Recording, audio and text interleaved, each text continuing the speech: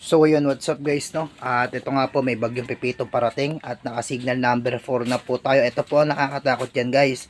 Signal number 4 siya, pero ganyan po ka payapa pa ang paligid. Pero maghapon na po yung nakapondo mula kagabi. Pa konti-konting ambon, yan po nakakatakot yan kapag biglang bagsak yan.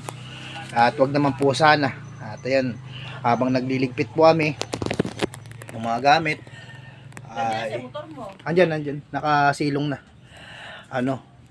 sinasabayan po namin ng panalangin. Talagang dasal po kami, dasal maya. So yun, pakita ko lang po yung aming kalagayan dito. So yun guys, nakakasinop na yung mga mahalagang papeles. Ayan, so ito guys, yung mga ilang paninda ko guys, nandyan sa kwarto ko. Ayan guys, mga ilang paninda natin, mga gamit andyan guys, mga mahalagang gamit na tulad ng mga appliances.